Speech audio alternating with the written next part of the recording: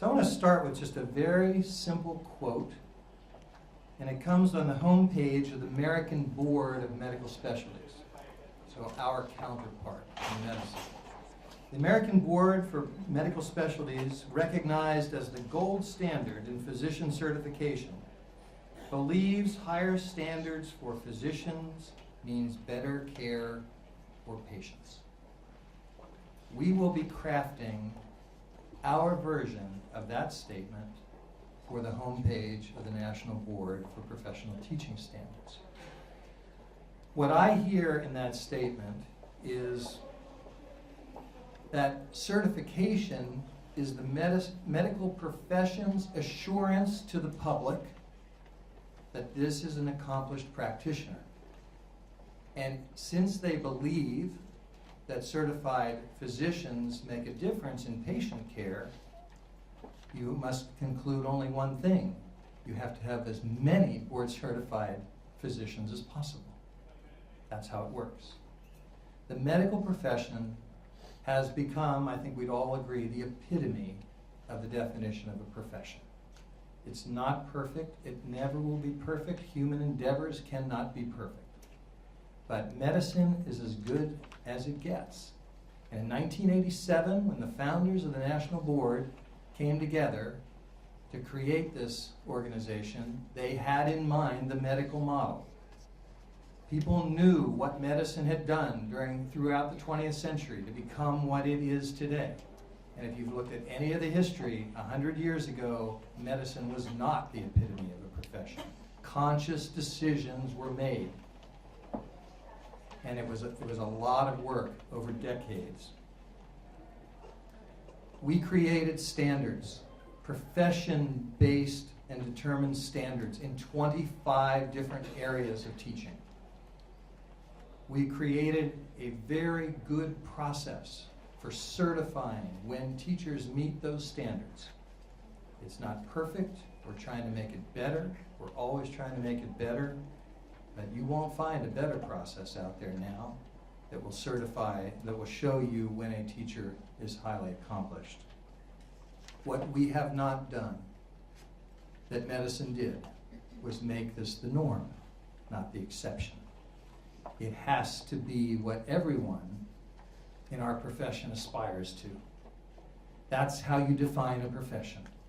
Professions are not led by an elite group of Navy SEALs. A profession means across the board you have accomplished practitioners. That's what we have to strive for. We're proud of the 106,000 board-certified teachers who are out there now. I've got 18 of the best ones right here on either side of me, and you're going to hear from them in a minute. But that's 3%. And that means that most children in this country will never sit in a classroom with a National Board Certified teacher. If only 3% of our physicians were board certified, we would not have the quality of health care in this country that we have today. We're proud of Wyoming, 7% of the teachers. Mary has bigger aspirations for that. She's only about growing that number. And the board-certified teachers in the state of Wyoming are helping to do that. What we want to talk with the members of the House and the Senate who have lived this experience themselves as physicians, we think that they are in a great position to understand what we're trying to do to help teaching get to the same place. No one talks about this work better than board-certified teachers, and I'd like to turn to some of them now.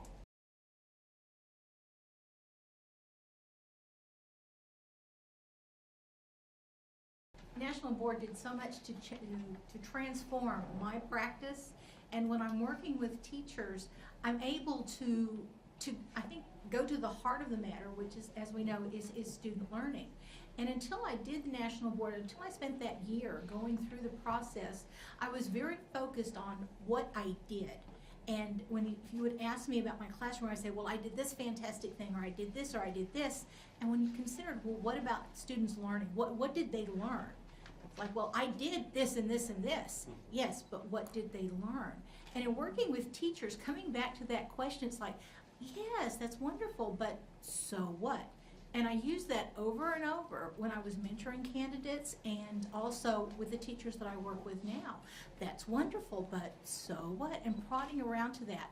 And about the time I was doing my certification, I had gone to a marvelous conference and heard a principal from Michigan tell a story about his brother-in-law who was a heart surgeon.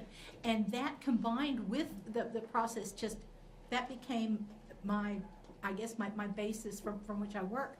But he was talking about his brother-in-law who was the heart surgeon, and said that he had a patient who was going to have heart surgery, and he was 50, he was overweight, he smoked, he didn't exercise, and he was afraid that he was going to die. And the surgeon said, relax, you are not going to die today. I am too good of a surgeon for you to die today. And the challenge was like, what if you were too good of a teacher for students to fail your class? And it's like, that's it. I am too good of a teacher. I'm a National Board certified teacher. This gave me the tools to go in and say, I am too good of a teacher. You are not going to fail my class.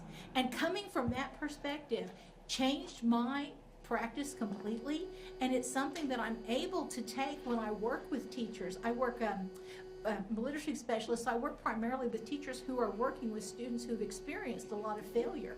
And they have mentally checked out of school because, hey, everybody's told them, you just don't have this stuff.